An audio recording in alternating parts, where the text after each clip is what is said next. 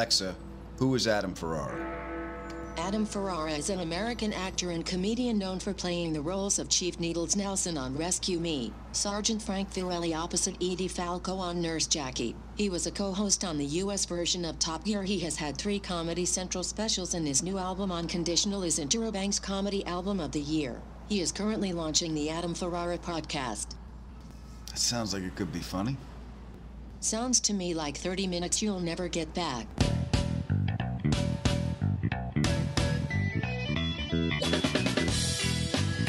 Hi, guys. Thank you for joining us. We have a great show for you. Our guest in the ADD interview is the King of Queens himself, Mr. Kevin James. And I want to welcome everybody from our Talk to Me Tuesday family, which is a show we do on Facebook every week, 9 o'clock Eastern, 6 p.m. Pacific. Come and join the conversation. And our super fan shout-out are actually one shout-out for 2 very special people, Diana and Athena, the twins from San Francisco. Thank you for joining us every week. And we have all the people I love are in this room right now. There's my beautiful wife, Alex. Hello. There you go. Look how cute you are. my lifelong friend, writer, comedian, don't you call him Phyllis. Phil Tagg. Nobody does call me Phyllis. Good to see you. How are you? And my pal and pod producer, Triple P, Marc Stern. It is good not just to be on the air with you, but it is good to be in studio yes! and see you guys. Yes! Everybody here. Yes, Marc is here live. Usually Marc comes in on a tin can from D.C., but he has made the pilgrimage all the way out here. Yeah. Here at the network studios with our friend Studio Mike. Yes. He has made the pilgrimage all the way out here to L.A. to join us for a couple of podcasts live. It's great. Well, I just love being around you guys. And you're here in the heart of show business, staying at the Lovely Days Inn. What? Yes. Yeah. The Lovely Days Inn. We have no budget on this show. The Lovely Days Inn on Santa Monica Boulevard. That's yes. right. Wow. Yeah, it's once Now they they're fix going to stalk you. Once they fix the toilet seat, it's going to be great. Yeah. Once we get that's that not happening. repaired. Once we get David, the desk manager, assured me that they were going to get to that. And you might ask, well, how do I have such a great relationship with David? My flight got in extraordinarily early, so I was trying to check in at around 11. But no, at the Days Inn, and I get maybe most hotels you're not supposed to check into like 3 o'clock, something like that. It's ridiculous. But yeah, it is. Yeah, it's ridiculous. it is. Like, oh, we got to clean all the rooms. But yeah, so they always have every room has had a party the night before I show up. Yeah. Right. Like, what happened? Oh man, somebody brought a horse. Right. We got to clean the rug. Keith Moon was in here again. Yeah. Fortunately, my good friend Adam Ferrara was dropping me off. He says, we're going to take care of this. And I had never seen this live. Okay. I know it's coming. What did you do, Adam? Adam's talking to him. I tried to make things move in our direction a little faster. Right. And so we established that again with David that I can't check in until 3. Adam leans over and to shake David's hand, and immediately David pulls his hand out and there's a $20 bill in it, as if a magic trick. And David, completely not used to this at the Days Inn. Yeah, of course. That's something. Yeah, the day man at the Days Inn doesn't know about hospitality. Right. And he's like, oh, sir, I can't accept this. And you're like, yes, you can, David. You know there's a room there. So I said, look, I know how hard everybody's working. Apparently, your boss doesn't appreciate how hard you work. I want you to know that I do. Yes, it was great. And I reached out to shake his hand because the security camera was right there. So if I'm just shaking his hand, he can't see it. So he takes his hand, he turns his hand over. There's the bill. He's like, what's this? Like, now it's evidence, you dope. Yeah.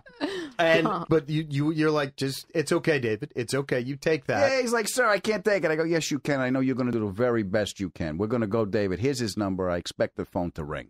Right. Now, this is what, at 11:30? Yeah. 11:45, my phone rings. Really? Hello, Mr. Stern. It's David from the Lovely Days Inn. Your room is ready whenever you'd like to check in. It's amazing. Like, that's how it's done. Well, that's not really how it's done. I did my part. David didn't do his. Well, it's a dance. You got to get a good dance partner. Now, I have done this. I have attempted to do this before. The greaser guy? Well, the greaser maitre d' at a restaurant. I was trying to get a table, and there's one of those scenes where there's 100 tables open, and you go up to the friends. I'm sorry, sir, they're all booked, and you're like, really? Yeah. I'm here with a date. We want to get a table, so I try to be a big shot. I'm like, hey, sweetheart, why don't you go stand over the bar and look pretty for a second? I'm going to take care of this. That's what you That's said? the accent you used? Oh, my God. That's it. Hey, where'd you go, honey? Where is she? You should not say that. Oh, my God. How are you still single? It's a modern miracle, isn't it? So I am standing there trying to look like a big shot. But what do? I reach into my wallet in front of everybody, fish through it for a 20, and I hand it straight to the maitre d'. In front of everybody. Yeah, I'm like, hey, is this hysterical. just going to get it done? And it got it done, but I just looked like an idiot. Yeah. You know? Excuse me. I'm like, shh. Open up the Velcro. The money's all wet from the pool. Hold on a minute. Hold on a second. Let me just dry it off, Al. Yeah, hold on. A condom falls out. She's leaving. Yeah. What? No, it's been in there since high school. Where you going? It's a good luck charm. So it was nice to see, because he had it already. Like, before we even walked in, I didn't even see it. Didn't even see you. Well, that's like, it. You're not fold it supposed up. to see. When you grease somebody, you're not supposed to see it. Yeah. Well, now where did you learn that? Because you're not born with Listen that. to Genetics. me. Where do you think I learned that? Yeah, where did he learn that? Where did I learn Your that? last Would name you does listen to me? Your last name does into the vowel, so yeah, I guess that's... No, I actually learned how to... greasing a guy is just, just the way you get things done.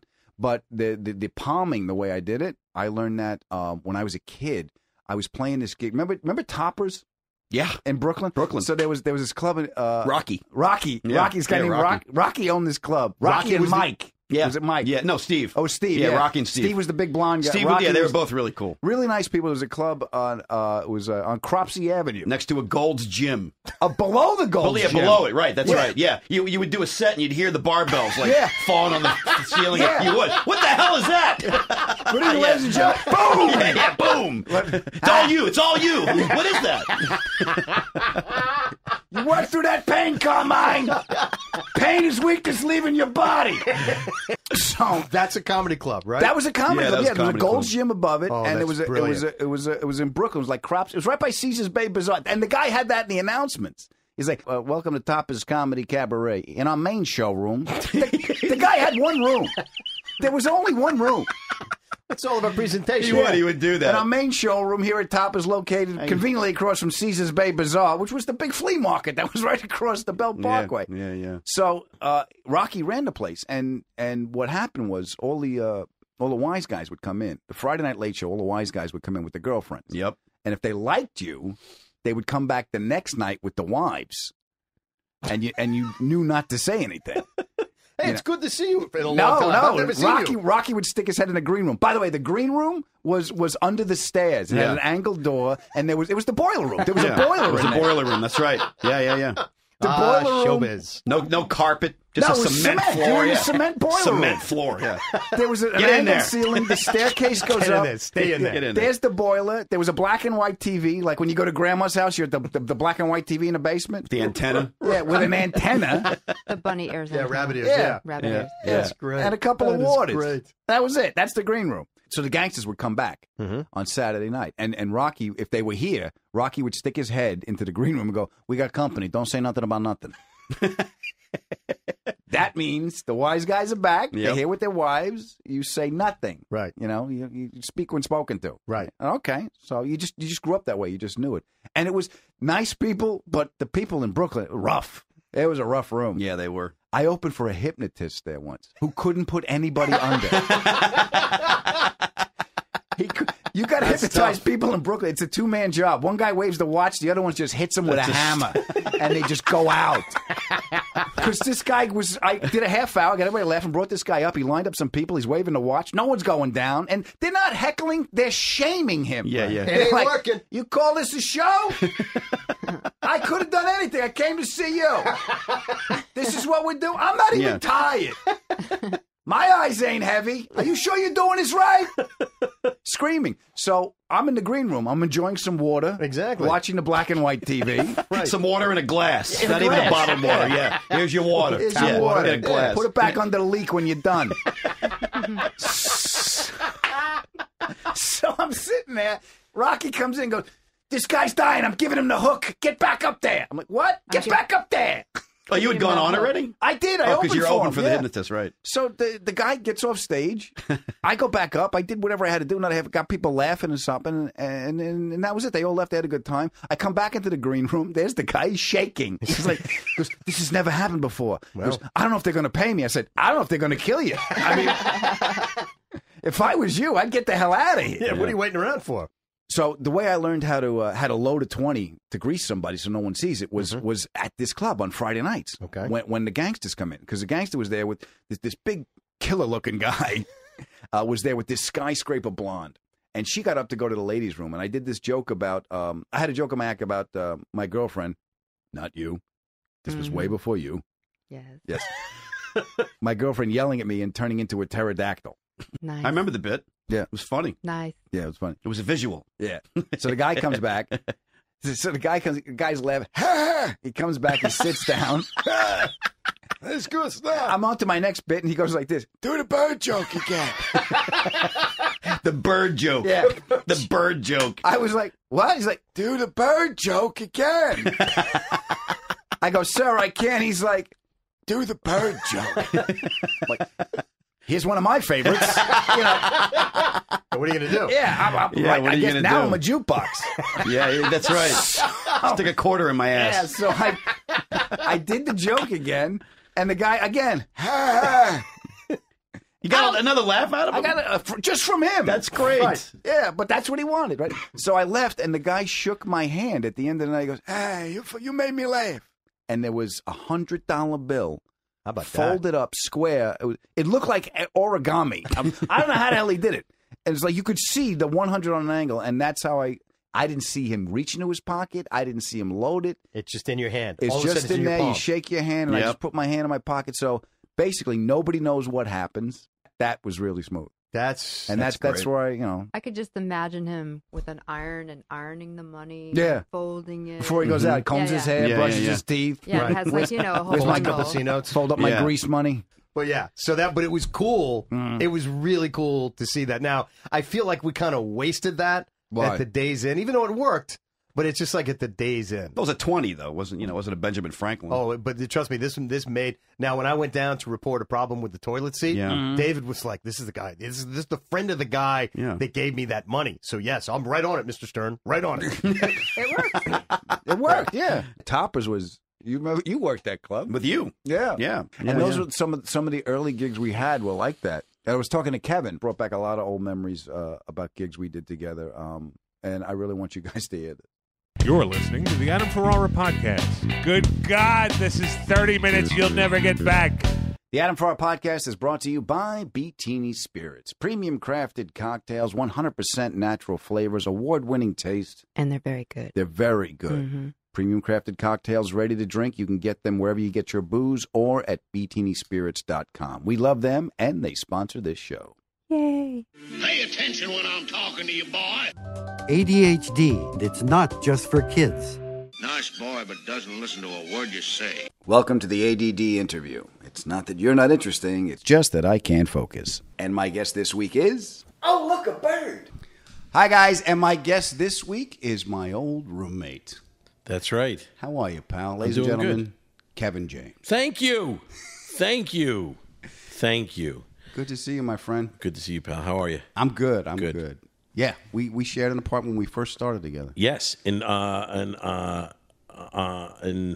Huntington, Long Island. Yeah, and we had a show together, right? Because we both started doing stand up, and we didn't have enough time to do shows on our own. Yeah, so we would both would do our act, and we would then do improv together. Yeah, do the improv games because we could fill time. Yeah. And it was a great time, man. Oh, man. It was one of the happiest times of my life. Me too. It really, I think back of it to it now every time I drive to a gig and we're driving wherever we go. I love driving. Yeah. I love because it reminds me of that. Honestly, it does. I love driving to gigs when I can because of that feeling, that excitement I had that I'm trying to recapture of going to a show. It was all new. Yeah. It was, and this is when comedy, it was 1989, and it was when comedy was booming. I remember like lines around the block on a Wednesday night at the East Side Comedy Club, and it was just so exciting, not knowing if you're going to get on stage or not, hoping to get up, hoping to get a spot, and not blow it because everything meant something. You know? This is how important comedy was to us, is not only we lived together, we worked together, but it was our driving force. Super Bowl 25. Oh, man. Where were we? We were on. I remember we had to pull off on the side of the road somewhere because we were driving home from. Where were we? We were heading to do a nooner at a college. Yes, a nooner is the worst gig you can get. Yeah, but you know what makes it better? Doing it in a cafeteria when kids are eating. That always helps. So yes, and we had to pull off. I remember it was snowing so bad that we pulled off and we listened to the end of the game and waited there for like an hour. But it was amazing. It's an amazing time. You know that if we weren't watching the Super Bowl, you know how important stand-up comedy on the side of the New York State through wide right, wide right. Yes, Norwood missed it. Yes, yeah, it was amazing. Yeah, what an amazing time. It was, and I think for me it was, and there was also that sense of community because we started together, and it was Gary Valentine, your brother, and Rock Rubin, who ended up being the executive producer, of King of Queens, and Kevin Can Wait. We were all in this writing group together on Wednesdays, and we would all support and help each other. You knew Richie Minervini, who owned the East Side Comedy Club before I did, and we got in there.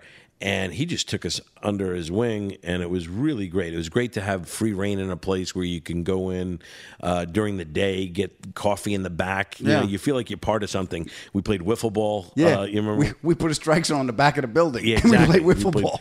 Wiffle ball all day. Made no money, obviously. Nope. But it was such a great time. It was such an exciting time.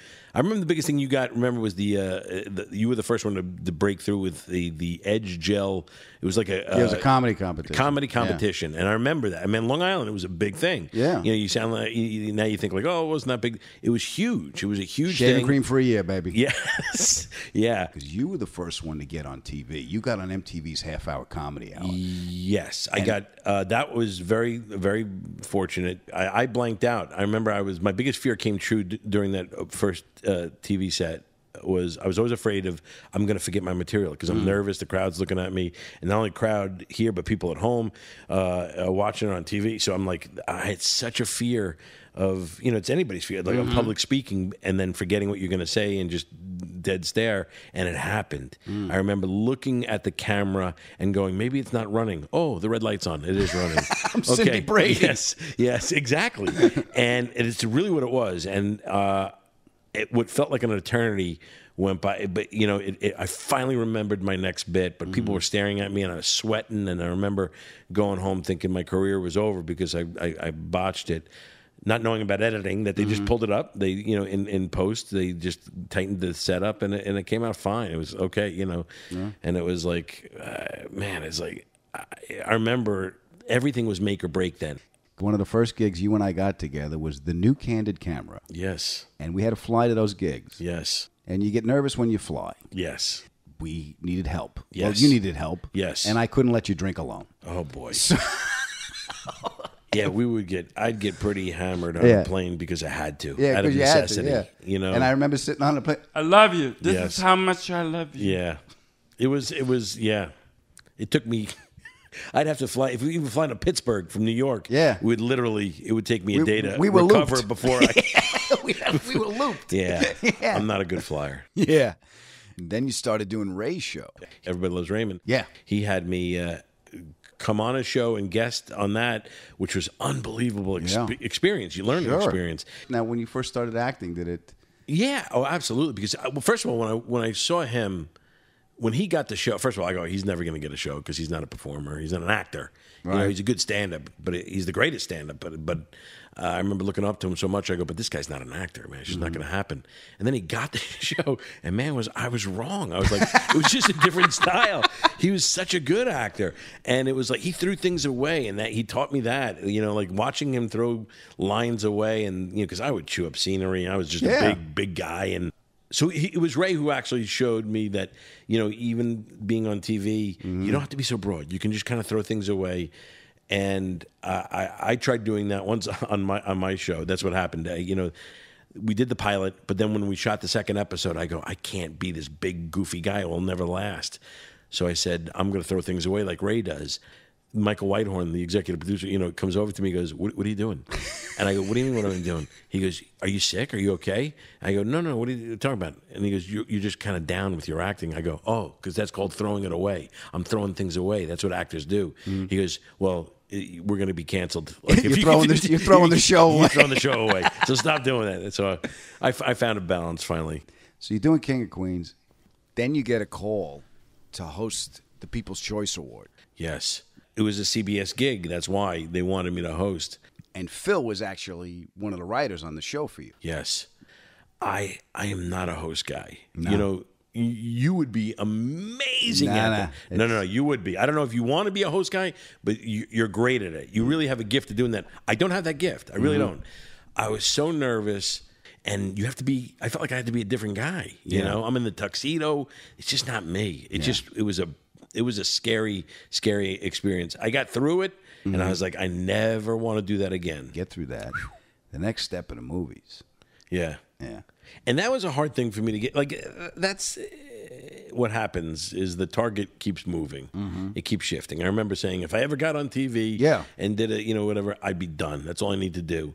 And then I got that. And then it's like, that's not enough. It's like, and it's the same thing with you. Like you think all these things that would There's no salvation in the future. There's not. That's the key. And the sooner you learn that, the better off you're going to be, because it's like the target keeps moving. It keeps shifting. And I remember it was like 4 or 5 years into the King of Queens, whatever it was, and I had nothing movie-wise. Right. So I was like, I got to get going. Because I went to see on the set of Hitch. Yeah. It's an entirely different world. Oh, yeah. Talk about just being enamored with it all. And it was Will Smith, who had his double-decker trailer and this and that, everything top-notch. Jim with him. He brought Jim everything. with him. And I was just kind of, what am I doing here? What am I doing here? And he was the greatest. He was and he was so welcoming, and it shows you how secure he was as an actor, and he's the biggest movie star in the world at the time, and then he was amazing, and he would I go, he's never going to let me have anything funny in this thing. I'm thinking, why would he? Let him be the funny guy. But he was just the complete opposite. He gave me everything and literally would just say, keep going, do more, have more fun with it, this, that. And just, it was the greatest experience of my life. It really, really, movie-wise, it was unbelievable, because it was, first of all, it was my first movie, really amazing that way. But it was also, my dad got to see that movie before he passed away, so it's like he got to go to the premiere of that one. I know what that means to you because I know what that means to me. Oh, yeah. I mean, it's in a way, it's what we do it for. Like, we want that, and all we do. It's like, it was never like he was be happy with whatever, he was working at an insurance company, and he'd be happy if I was working there with him. It didn't matter to him, but it was nice to be able to show him that I, finally broke through with this stuff, and just working hard at it, and it was great to be able to see him treated nice, and to go to these premieres and things that we'd never experienced before. It was really, really an amazing time. And it's amazing what they valued. Like I got the Comedy Awards, so I flew my mom and dad out, and it was when my father was getting older. When they slow down, and you're a little kind of like, oh, who's that guy? Is that the guy I remember? So we go to the after party at the Comedy Store, and he's talking to somebody, and his eyes are lit up, and he's animated, and he was the father. That's my dad. Yes. He's back. What's he doing? I looked over. He's trying to sell Don Rickles a kitchen. Because he did kitchens and bathrooms. Yes, believe me. And he's talking, and he's in sales mode, and that's my father. And Rickles is listening to him like, Don, you got to spend the money on the appliances. Get yourself a Sub-Zero. I love it. And he's like, oh, I need the Sub-Zero. Yes.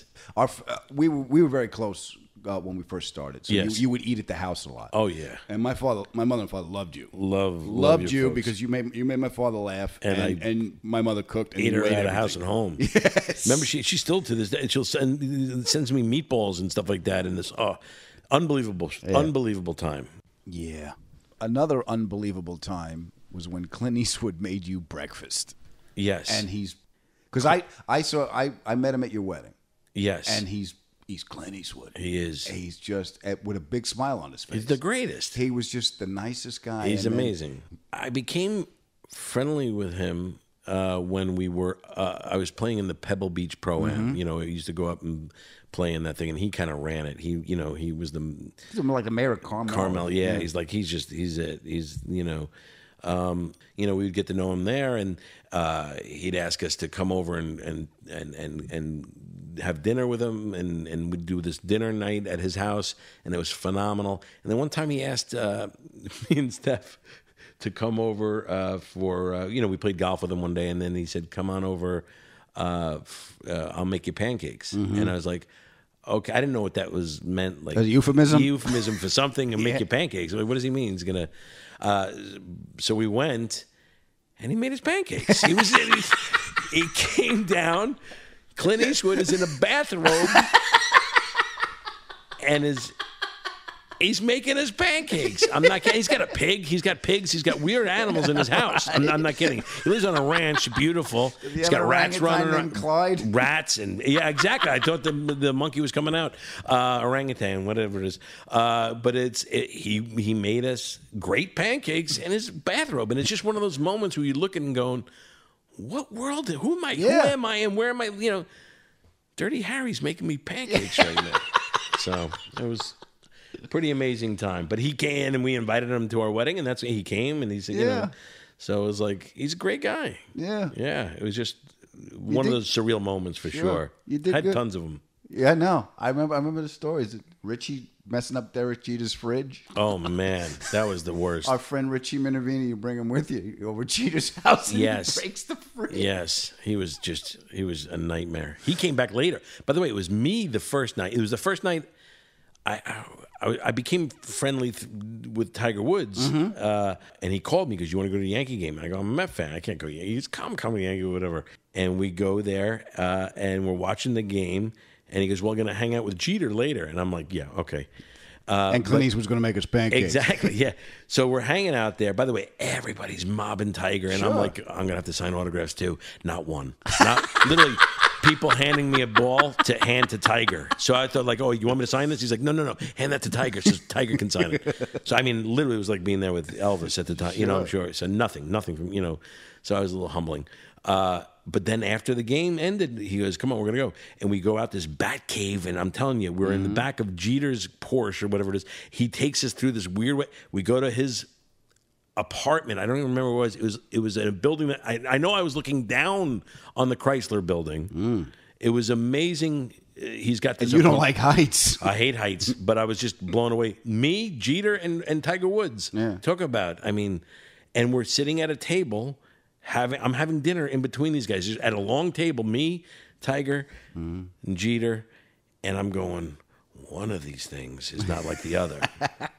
And I'm literally, the biggest thing I'm blown away by was the food. Yeah. Honestly. I'm eating mashed potatoes like they're going out of style.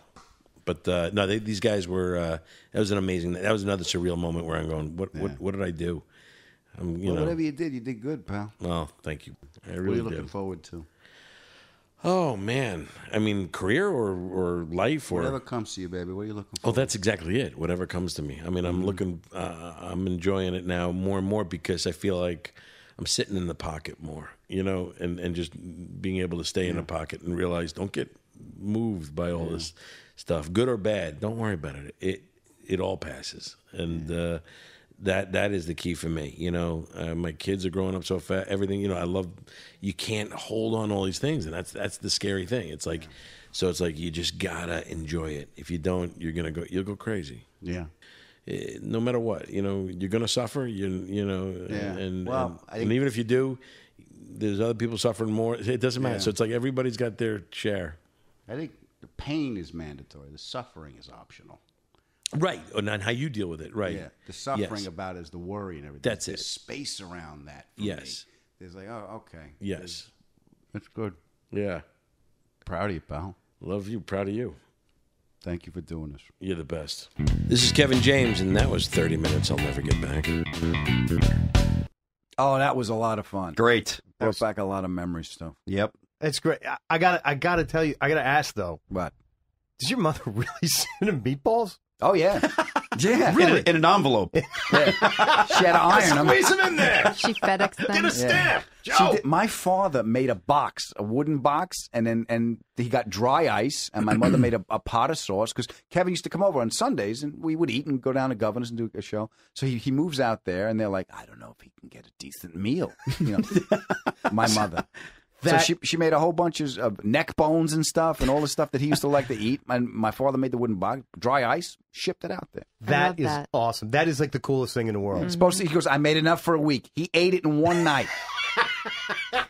Well, the fact that he was still talking about it, he's like, yeah, no, she's the best. That's so awesome, man. That really is cool. Yeah, it was a lot of fun to see. And we went right back to that relationship of being kids again. There's a story that didn't make the cut, but it's a great story about when we were shooting Mall Cop. There was a moment, because we shot at night and the mall was closed. So there was a moment, it was just me and him on the Segways, and we're in an abandoned mall and we're racing on the Segways and it's like that movie where the comet goes by and humanity's dead. It's just two idiots on Segways. Yeah. That's great. Yeah. That's cool, man. Yeah. Well, it was a lot of fun. I remember that set had the best dessert. Oh yeah. What was that called? Dessert tent. The dessert tent? It was like the craft amazing. service. That's the one thing about Kevin movies. The craft service is great. They're amazing. They're not just First the rider. No, they're like it's there. They're like top notch. Yeah. Wow.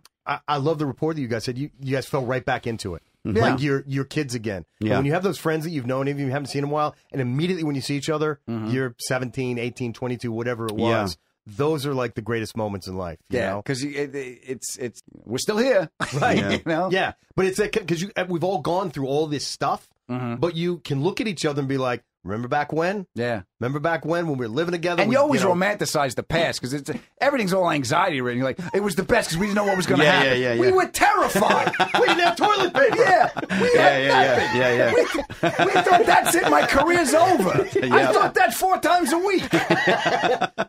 But now with rose-tinted glasses, it's like, oh, weren't those the salad days? Yeah. They were the best. Yeah. And we go back. What I tried to do is go through his career, like, first it was stand-up, then the TV show, and then the hosting thing, and the People's Choice thing. Yeah, that you wrote for. That was really cool that he asked me to do that, too. That must have been fun for you. That must have been very cool. It was fun for Phil. It was awkward for everybody else. Well, only because I took a shower in the green room. Yeah, because Kevin had even said in the interview that he was nervous, and he was. He was really. He hosted the People's Choice Awards. That's got to be a tough gig, you know what I mean? And a lot of stress and pressure. And so, it was him and Ray Romano in the green room. All three of us have been up all night with Rock Rubin, who you talked. We were writing all night long. And so the day of the show came, and Kevin wanted me to go to the teleprompter person and make sure that everything was in the teleprompter and all that kind of stuff. And so I had no time to shower. I got up in the hotel and boom, I was at the studio. And I asked him hey, is it cool if I get ready at the venue? Okay. He said, yeah. All right. Get ready means put your shoes on there, right? That's exactly what he thought, I guess. You can put your jacket on. Yeah, maybe brush your teeth. So it's about an hour before taping. And Kevin's in the green room with Ray Romano. He didn't want anybody else there, but I'm in there. Right. I'm in the bathroom, and I take a shower. You're like singing Elvis songs? I'm taking a shower, and all of a sudden I hear boom, boom, boom, boom. Somebody's knocking on the door. What's going on in there? It's Jeff Sussman. It's Sussman, the guy who hired me, his manager. He's a great guy. And he's banging on the door, and he goes, Phil! I go, yeah. He goes, what are you doing? Taking a shower. I go, I'm getting ready. He goes, get the hell out of here. This steam coming out from under the door. Apparently Ray was in the green room going, I hear water. Hey, what's this? I hear water. Oh, it's so embarrassing, man.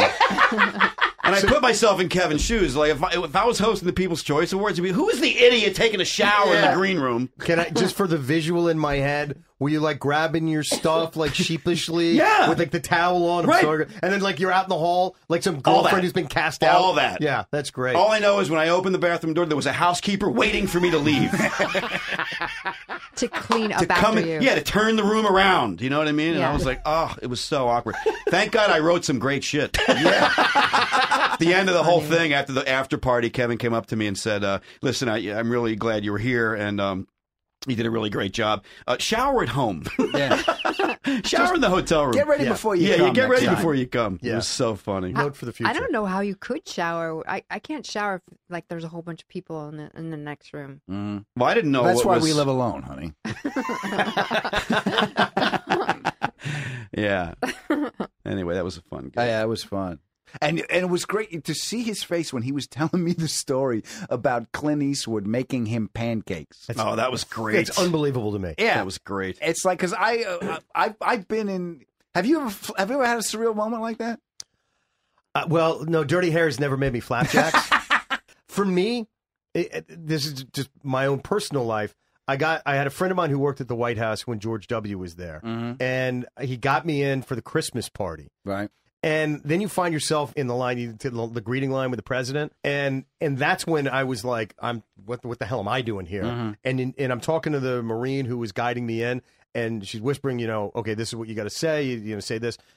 Call the Mr. President, the First Lady, whatever you're supposed to call her. I called her Mrs. First Lady because I was so, I literally was so, because you look up, all of a sudden you look up and there's the president. And whatever you want to think about President Bush, like, he's the president, and he's looking at me and he goes, "Hey, Mark, it's great to see you, man. Thanks for coming." Because somebody's whispered in his ear and told him, "Hey, this is Mark Stern," whatever.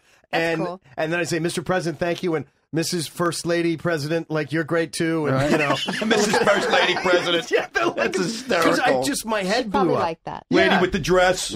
Yeah, you too. Yeah. You remember that time you guys were on my TV? Yeah. and they couldn't have been nicer, but like, you literally feel like for me, it was an out of body experience because that's the president of the United States. Absolutely. You're shaking hands with him and his wife. It was crazy because you're meeting the office is what you're doing. You know what I mean? And you're at their house because that's what it is. Thanks for coming by the house. Yeah. I'm like, well, it's your house. In your head, we're thinking you're just renting. Yeah, you're only here for a couple of years. You just rent this, don't you? What about you? What about you guys? You guys. I had Phil was one for me. I did stand up for a couple presidents. I did. I remember we did all the senators at the St. Regis in New York. It was Bill and Hillary Clinton. And it was all the senators, all the Democratic senators were there, and I'm doing stand up, and I'm dying. Yeah, I went on stage. The first couple of jokes went right in the toilet. And then I'm like, I got to do something here. And I went, listen, I would say this is like playing the Senate, but it is. I go, you guys, I need you to at least do your job tonight.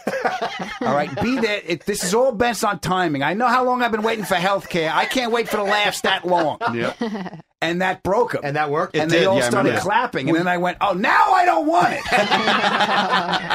Because that's what they responded to. They responded by getting yelled at. Well, yeah, but that's great. And the surrealist moment came when Clinton shook my hand.